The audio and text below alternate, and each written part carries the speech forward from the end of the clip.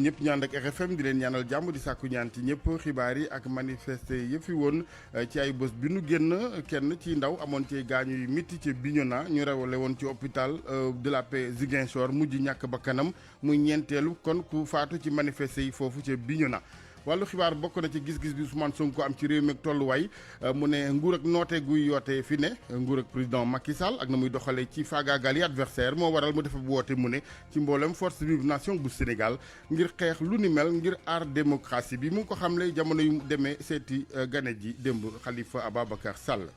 wàllu wér gu yaram ak ñàkke gi ngir jàngoro coronavirus ak werante gi ci ñeel vaccin bi di AstraZeneca ministre de la santé Abdoulaye Diouf Sarr moom xamle ni jël nañ matuwaay yëpp ngir may gët gi ak topp gi ci wàllu vigilance kon dañuy wéyal li nga xamante ni mooy ñàkke gi ñeel boobu vaccin di ngeen ko dégg ak Salifou Sow mi àndoon ak moom ci ngan ak tànki nimmiku ñeel hôpital ab Fann ak la mu dalloo ne ay matériel yu xereñ lool ci wàllu paje ay scanner laboratoire ba naka noonu lépp ak yeesal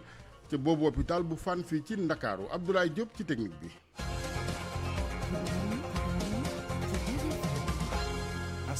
jërë ngeen jëf ci ànd beeg RFM ñu ngi fii ci Ndakaaru rue 15 angle Corniche immeuble El Hadj Eli Mandour ñu tàmbalee xibaar yi ak wu tiis ñeenteelub ndaw bu faatu ci Bignona ci manifester yi woon ay bés bi nu génn ci Sénégal moom mi ñàkk bakkanam dafa amoon gaañu yu mitti ba ñu rawale woon ko ci hôpital de la Paix bu Ziguinchor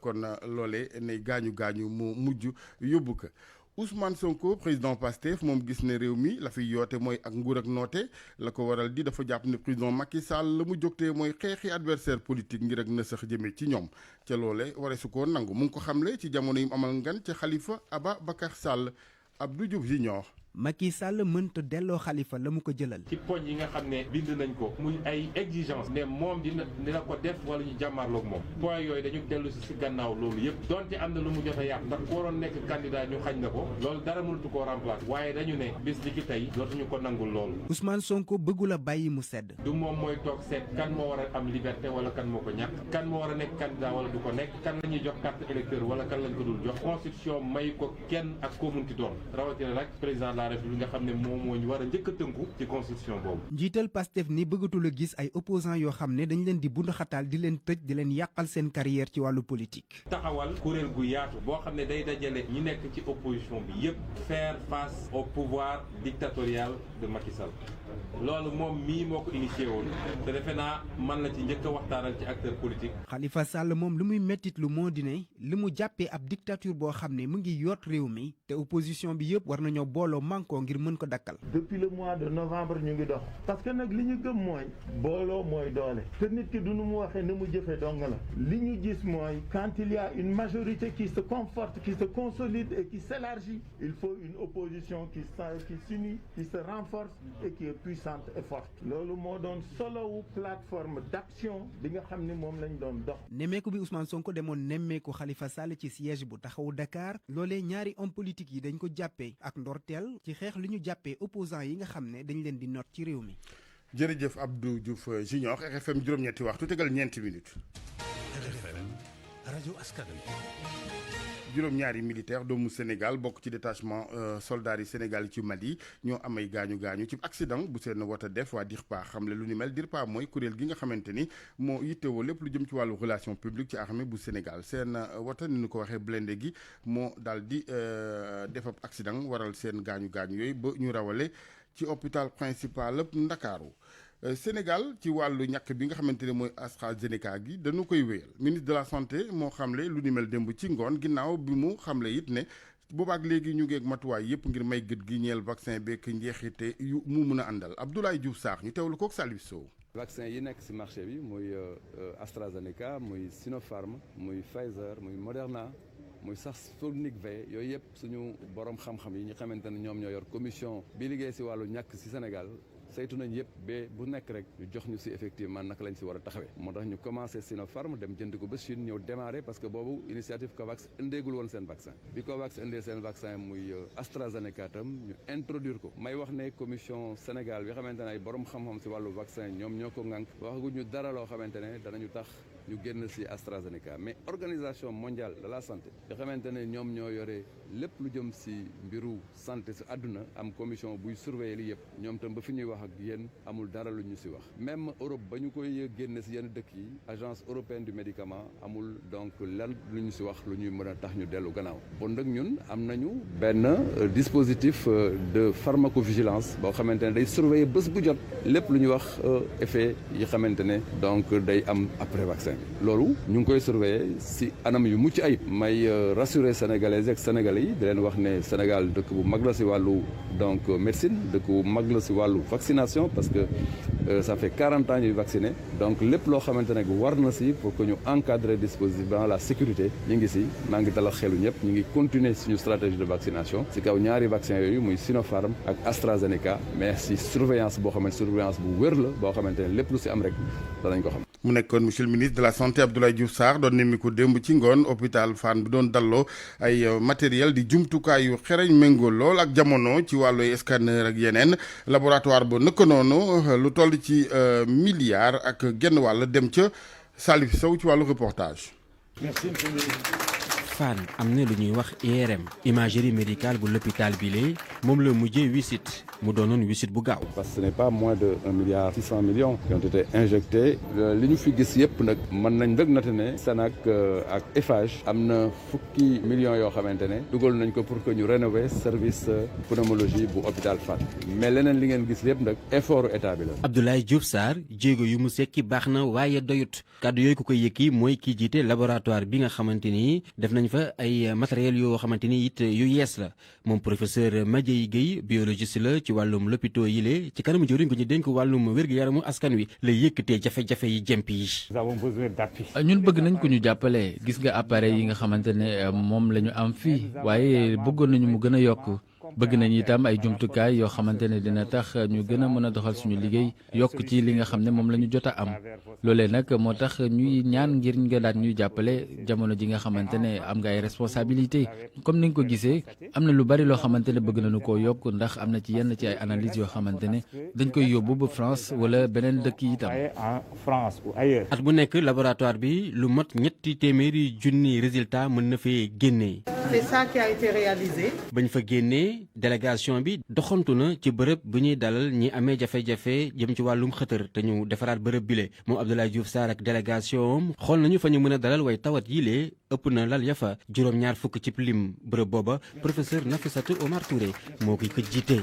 jërëjëf Salif ñu des ak wàllu wér-gu-yaram ak li nga xamante ni mooy doxalin ak tëralin wu nguur ak Sénégal tëral booba ak léegi ci wàllu lawal gi paju mi ba ci askan wi yëpp muy couverture maladie universelle tëralin woowee nag diwaan gu ci mel ni Kédougou ay jafe-jafe ngir law gi ñeel ka ngir askan wi ndax donte sax téeméer yoo fa jël ca googeeg diwaan juróom-benn fukki ak ñeent ñoom am nañu kiiraayu ko CMI gi waaye it am na fokk sooxe bokk ci li ko waral bu nu sukkandikoo ci gis-gis ab kilifay diwaan ga mooy boor yu diis yi nga xamante ni ñi bénéficié woo bourse sécurité familiale dañ ko ameel mutuelle de santé yi Ibrahima Jabaxate. bari na ay mutuelle de santé yi nekk fii ci diwaanu Kédougou mënatuñu honorer seeni engagement ndax bor yu bëri Mariama Camara mooy présidente mutuelle santé Nafa bu Kédougou. ndaxte instant yi fu ñu toll ni ñu ngi am bor ci maanaa ci diwaanu hôpital ak ñetti pharmaciste yu toll ni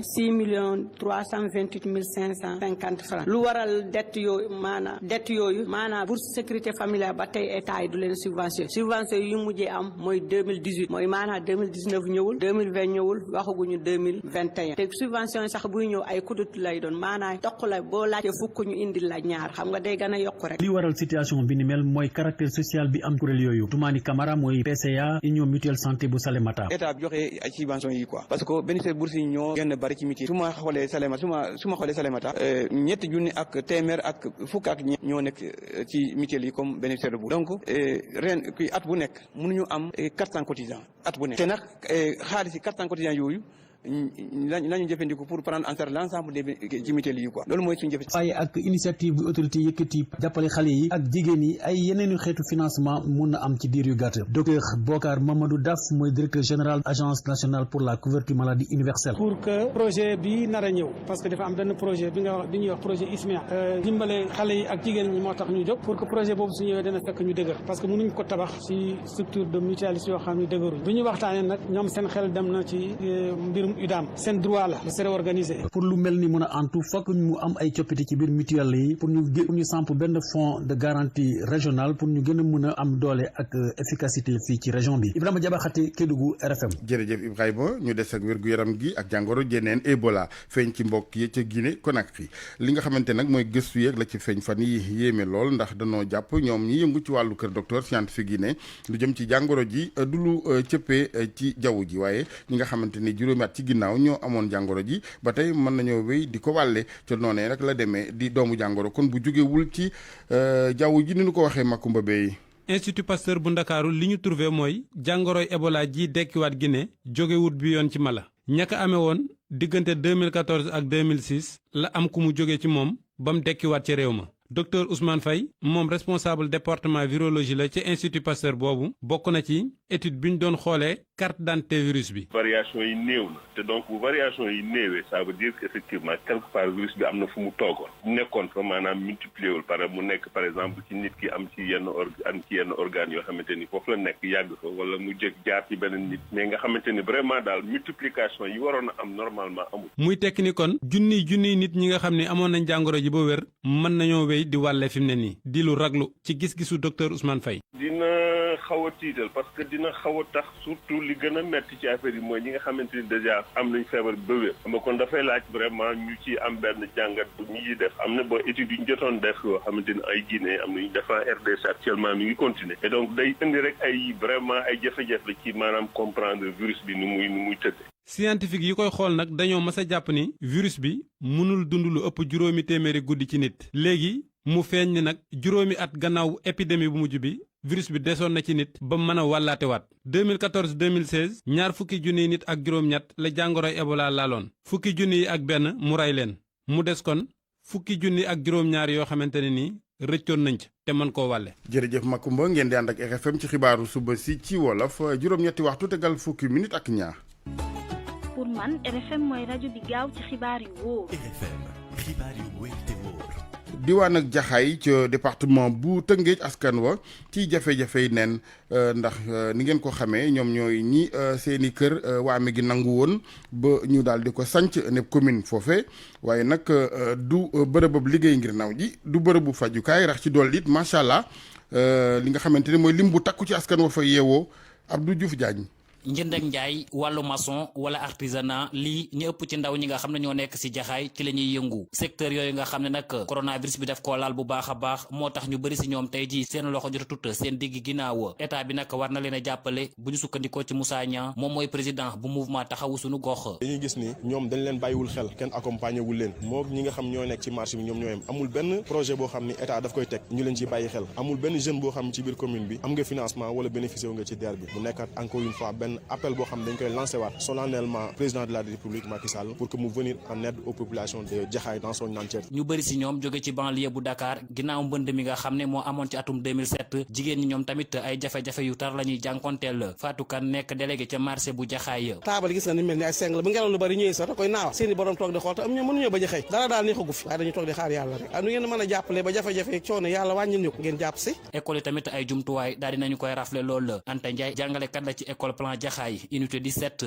guddi rek la ñuy am ndox gardien bi moo ñuy dimbali di ñu rootal te lim ñuy rootal du ñu satisfaire parce que école dafa bëri élèves parce que ñu ngi ci à 900 élèves bu weesoo loolu am nañ problème mu toilette am nañ problème ay buntu am nañu problème mu table banc franchement ça moom c'est notre problème majeur élève bu ci nekk à3 la ñuy toog déjà vu la pandémie xam nga élève bu nekk bu toogee à3 wala à 4 c'est un problème. ngir nag fexe ba ñii di yeewoo ci commune boobu nga xam ne mu ngi nekk ci département bu Tëngéej daal di mucc nag ci coronavirus bi mouvement taxawu suñu gox daal dina leen di jox ay jumtuwaay yu koy xeex bokk ci ay masque ak gel hydroalcoolique RFM Rufisque Abdou Diouf Diagne. jërëjëf sëñ Abdou ñu jàll wutali Notto Gouye Diama foofee ñi yëngu ci wàllu mbéyam dër gi ñooy yëglu ndax ñàkk jarle lambale gi ak li nga xamante ni mooy marchandise bu des seeni yoxoo lépp lu ñu fay bay rek daanaka day yàqu ci loxo ya foofee rawatina pombiteer bi Cheikh Anta Diop. ay saaku pombiteer oignon jàpp carotte supame mi ngi fees dell ci marché bi fii ci Notto Gouye Diama rawatina ci tool yi ñàkk gis ku ñu ko jaay daanaka légumes yi dafa lamb ba ñi nga xamante ni góob nañu pombiteer ci tool it gis nañ ne pombiteer yaa ngi nëb mëggee njaay di baykatu pombiteer. liñ doon xaar ci gerte ren ñun zone des Niayes am nañ ko ci pomme de terre am ko ci carotte am ko ci chou am ko ci légumes yëpp sunu problème mooy marché bi moo yàqu ndax fan yee passé kaani poivron mi ngi doon jar kilo juróomi dërëm ki ko yàq nag kenn la muy Sénégindia dafa waroon a bàyyi ba baykat yi zone des Niayes ñoral ba pare ba jaay ba pare moom mu denc chambre froide doog a génne waaye day concurrencer ak ñun janvier mooy jaay février mooy jaay nee nañ ko le 20 mars nga war a arrêté mi ngi jël pomme de terre bi yëpp sotti ko ci biir marché bi te grenaille la yor pomme de terre bii ngeen gis ànd naa ak commerçant léegi mu gis ko nee na mosut a gis production bu mel nii. Yankoba Ndiaye mi nga xamante ne moom moo jiite kuréel yi ëmb baykatu dër yi nekk fii ci Notto Gouye Diama nee nañ jafe-jafe yi nga xamante ne am nañu ko mooy ñu fa denc seen pomme de terre yi ba du nëpp. léegi nag dañoo am tiitaange boo xam ne jàpp nañu duñ ko mën a jaay ndax amuñu ay chambre froide yu ñu ko denc léegi nag pomme de terre yaa ngi génn mais amuñu fenn fu ñu ko def loolu jël taatu garab yi sàng ko ci te ñoo ngi am concurrent boo xam ne am na ay chambre froide yu mu denc pomme de terre am président de la république bu jàppul ci lii jàpp nañu baykat yi dinañ am problème bu séeréer ren petit magasin la ñu am yoo xam boo fa stocké ay 20 jours lay duré bu ko ëppee day yàqu. zone des Niayes di ko daggee bayax Notto Gouye Diama jàpp jogo fas booy ba póotu baykat yi nekk fii nee nañ ren jii de dinañ am perte bu rëy rëy lu jëm ci wàllu légumes yi nga xamante ne bay nañu ko. RFM Thiès Cheikh Anta Diop. RFM Sport. sëñ Cheikh Anta ñu koy gërëm dalal sëñ Cheikh Ahmed Tidiane Diagne maa ngi lay ziar. maa ngi lay fay El Hadj Assane. bisimilah. daal di ko door rek wàllu football ak Teungueth FC mi nga xamante ni moom moo teewal Sénégal ci wàllu Ligue africaine des clubs champions ñoom nag ni ki démb daal dinañ leen éliminer ci la jongante la ko waral moo di jongante gu ñu ñàkk démb ci Alger seen diggante ak ñii di waa Mouloudia benn bal ci dara la leen Mouloudia daal di daan bit ba nag ñu encaissé ko ba match bi amee ñaar fukki simili ak juróom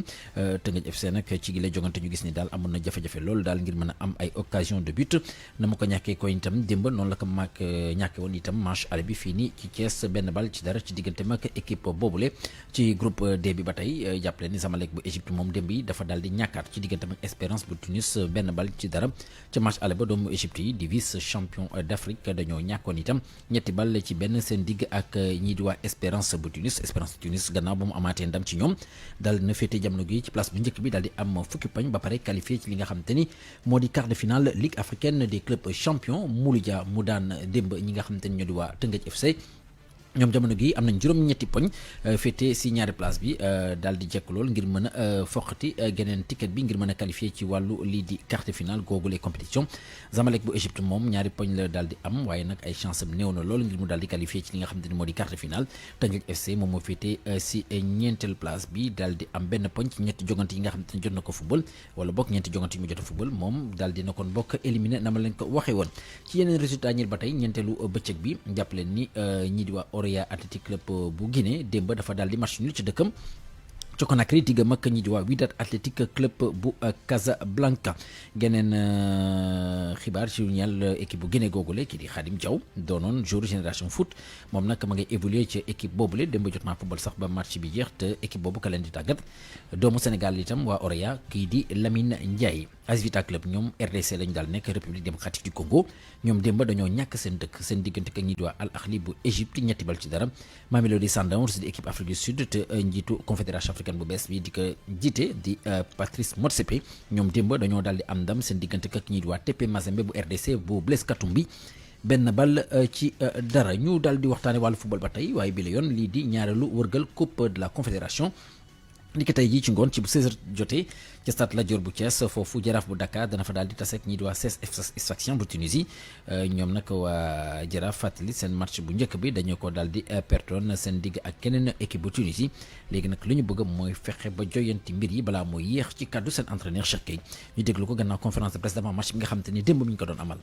léegi mënatuloo football ak sa adversaire te xamuloo ko ndax en fonction ni ñuy footballee yenn saa yi ngay orienté sa football xëy na xool suñu adversaire xamoon ko lu bari keroog moo waraloon ñu ñëwoon am benn taxawaay boo xam dañ ko taxaw si ginnaaw tey jii donte xam nañ adversaire bi xam nañ li ñu indi am na tuuti lu mu liggéey ba nga xam daan ko mën a contrecarrer si footballam bi ñuy indi mais teewul aussi li ëpp solo si match suba bi mooy ñun nan lañu war a taxawee ak nan lañu war a def ba dem si kanam sëkkatal ko ba am dara si kawam donte xam nañ adversaire bi li ëpp solo si suba mooy ñun nan lañu war a footballer ak nan lañu war a def ba nga xamante ni ñun daan dugal mais pas moom ni mu war a def ba dugal ñu parce que moom ni mu war a def ba dugal ñu ñun am nañ jàngat buñ seen ba nga xamante ni waroon ko mën a éviter je pense que même bu dee match la bu décisif la dañ ci war a dem ak xel dem si ak concentration dem si ak xarañ boo xamante ni mooy tax boo si duggee mën si am ndam ndaxte football moom ñëpp xam na ni pression la si entraîneur pression la si nga xam ñooy joueur surtout boo jógee si défaite mais pression boobu ak lépp dañ koy boole rek def ko motivation xam ni tamit Sénégal nañ représenté xam ni Jaraaf nañ représenté xam ni dañuy football suñu dëkk kon ñu am beneen xaru kanam boo xam daan ko wane ba nga xam daan mën a am ndam si. di jaajëfal Cheikh Anta Diop mi taataan yooyu le kaddu fàttali nag Sfaxien bu Tunis ñoom seen match bu njëkk seen diggante ki doomu Burkina Faso yi di waa Salitas ñoom doomu Tunis yi ñoo ci amoon ndam benn bal ci dara moom nag seen bébét mooy fexe yi tamit ba lijjanti ko fii nii tey jii seen diggante ak Jaraaf bu Dakar fàttali nag match googu diggante Jaraaf ak Sfaxien danañ ko daal di door ci bu 16h jotee ci Stade Lat Dior bu Thiès ngeen mën ko déglu tamit en direct ci rajo Futurs Médias ànd seeg suñu ndaw bu ñu fa yebal di Youssouf Bodian jàppale ni tamit geneen jongante ba tey groupe googu la tey ji diggante Salitas FC bu Burkina Faso lay daal di doon ak ñi di waa Étoile Sportive bu Sahel bu Tunisie. kon mbokk Alaaji Assane laata ñuy jeexal rek waxtaanee wàllu huitième de finale Ligue des champions ci Europe. tey jii nag la ñoo fas yéene jeexal li nga xamante ni daal moo di manche retour yi di ñaari jongante yu am solo Chelsea moom gannaaw ba mu amee ndam diggam ak ñi nga xamante ñoo di waa Atlético Madrid fan yële weesu woon ci Espagne benn bal ci dara tey jii ñoom ñooy daal di dalal doomu Espagne yooyu la geneen jongante diggante Bayern Munich bi ngànkaraaye geek ñi nga xamante ni ñoo di waa Lazio bu Rome tey jii ci ngoon 20h ca match aller bi nag Bayern Munich moo amoon na ci ndam lu yaa ñeenti bal ci benn diggante mag doomu Italie yooyu la jongante itam di ngeen ko mën a déglu en direct ci rajo Futurs Médias ni ki démb ñi nga xamante ni ñoo di waa Real Madrid ñoom itam jot nañoo qualifié ci quart de finale Ligue des champions gannaaw ba ñu amee ndam seen digg ak doomu Italie yi di waa Atalanta Bergame ñetti bal ci benn la jasam ñaari match yëpp desk sport bi dina ci ànd ak mbokk yi rendez-vous 16h bu soobee yàlla bu njëkk diggante ñi nga xamante ni ñoo di waa Jaraaf ak équipe bu Tunisie bi di Sfaxien ñu ànd seeg ci suba jam bu 20h jotee nag ñu daal di jublu ci Ligue des champions man ma ànd seeg Malal Junior Diagne ngi daal di ko commenté bégal suñuy auditeur incha allah kon tey na añ yi 10 waaw ma nga noonu jërëjëf Cheikh Tidiane ok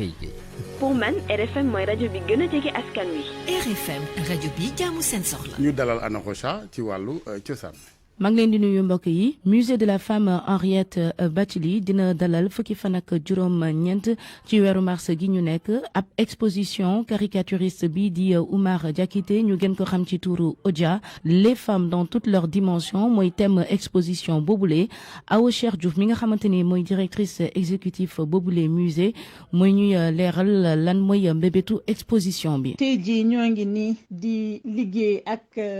ki nga xam ne moom mooy. Odia nekk nataalkat bu ñu ràññee ci Sénégal muy liggéey ci xeetu nataal yoo xam ni nataalu daanaka fenatal lañ ko mën a wax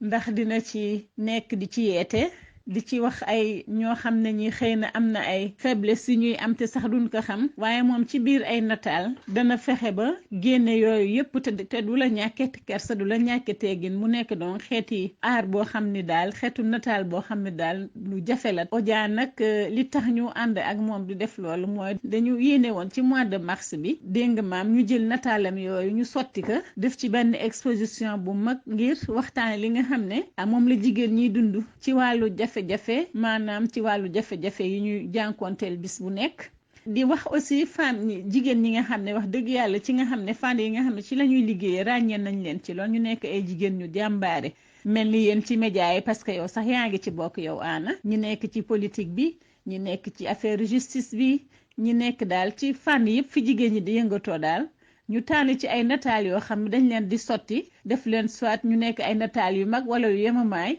ñu defar ko ba nga xam ne ku ñëw ci musée de la femme Henriette Bathily di nga ci mën a gise di nga ci mën a jànge di nga ci mën sax ree. mi kon ay planche caricature Odia yu ñu fas yéene imprimé te mu jagleel ko dundinu jigéen yi moo xam ci wàllu askan wi ci wàllu politique justice mbaa sax jigéen yi yëngu ci wàllu média yi exposition bi dinañ ko amal ba weeru avril gi ñu dëgmal alarba ji nag comité bi nga xamante ne moom la ñu dénk organisation célébration centenaire Amadou Mahtar Mbow dañu amal ab ndaje ak taskatu xibaar yi ñu jàpp ko bu ñeenti waxtu ci ngoon jotee ca musée des civilisations noires mbokk yi fi la ñu yem ci seen chronique culture di leen jaajëfal ci déglu bi dig daje ëllëg incha allah.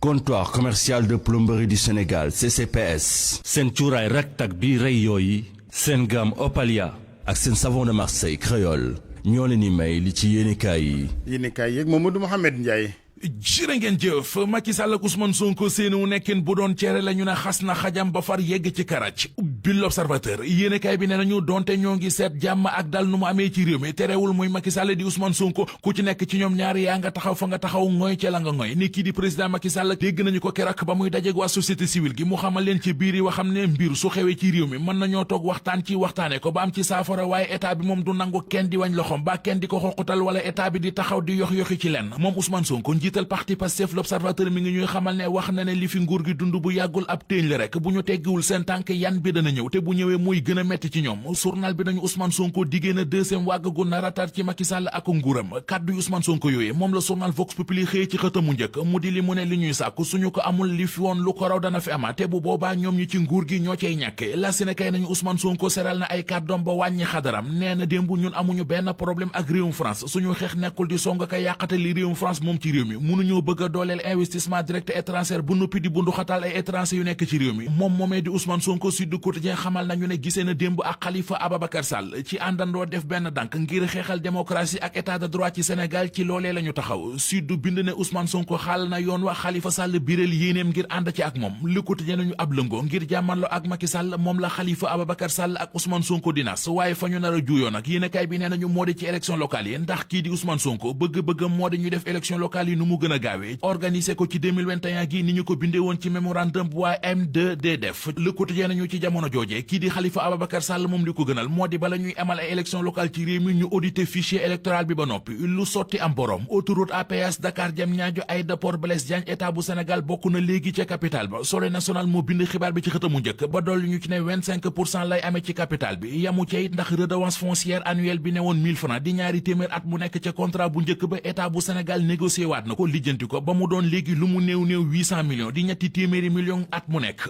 réew mi quotidien nañu loolee nga xam ne njiit réew mi Macky Sall ba mu yegsee ba léegi nu mu ko lijjanteeg nu mu ko réglé rek la doon seet ministre bi ñu dénk wàlla infrastructure ak transport terrestre di Mansour Faye sottal na ko moo renégocier action yi réewum Sénégal war a am ci autoroute à péage bi ba état bi dina am ci capital bi 25% ak 800 millions yu mu ciy am at mu nekk lise ko gis na état bi dafa fuqat li mu yayoo ci autoroute à péage bi journal bi tegal ñu ci ne ci juróomi weer Mansour Faye réglé na loo xam ne ñi ko jiitu woon yàgg nañu koo jéem yàgg koo wut waaye mënutoon a sotti léegi nag société bu ñu naan SECA mooy wuutu Senac SA ngir mën a waggar bu baax a baax ci intérêt yi réewum Sénégal am ci autoroute à péage bi njiit réew mi Macky Sall yéene ak bëgg-bëgg bi mu am ngir wutal ndawi réew mi ab liggéey la Sénégal ne nañu du ca wét ndax maire bu Dakar Plateau di Alioune Ndoye dooni jëwriñ gi gàll wàllu pêche ak économie maritime taxaw na ci jàppale ko ci bu baax a baax journal bi nañu moo ko wax démb moom Alioune Ndoye ginnaaw ab diir bu mu tokkeen dégg ko wax na démb ci ndaje muñ doon amal ca mairie bu Dakar Plateau fa la waxee ne président Macky Sall sant na gouvernement bi ci ñu taxaw ci mbiru emploi des jeunes bay nal ab conseil présidentiel mu ne it keroog fukki fan ak juróom-ñett ci weeru février daje na ak i jeunes yorooni projet ba jàppale leen ci lu mat ñaar fukki jeunes ak benn yu nekk ca Dakar Plateau wutal nañ leen ay liggéey ba boole leen ci ay contrat durée indéterminée mu ne it ñoo ngekk yeneeni projet yoo xamante ne ji li tax a jóg moo di tabax ay marché ak i logement te ci yooyee ñoom jeunes yi ñoo cay nekk ñoom la ñu cay teg ngir ñu doxal ñaawlu na it fitna ji amoon ci réew mi fan yi ñu génn naqarlu ñi ci faatu masawut ñi ci yàqule Awa Cissé benn xale bu jigéen la bu toll ci fukket ak juróom-ñaar libération ni ñu Awa Cissé da doon bindaanu ci génn kër gu nekk ca gaay mexe ndaw si mu doon liggéeyal di ab patronam ñu naan ko Ngóone Fall moo ko dóor aw yat ba mu jaare ca faatu yëf yi mi ngi tukkee ci jàppante bu amoon ci seen biir ci guddi gi Ngóone Fall mi jël aw yat dóor ko Awa Cissé ba mu faatu nee na dafa jàppe woon xale bi ne ku mu bokkal jàppoon ne ku bokk ci seen famille la moo tax bi mu jàddee aw yoon mu bëggoon ko jubbanti ba musiba moomee fekk ko ci moom Ngóone Fall mi dóor aw yat Awa Cissé ba mu jaare ca faatu libération nee nañu yoon teg na ko loxo mën nga ñu tëye ba defeere ko war koo àtte tuumay dóor nit ba mu jële cee gaañu jaare ca faatu mu di coup et blessure volontaire yu jur bakkan bu rot loolee la ñu koy toppee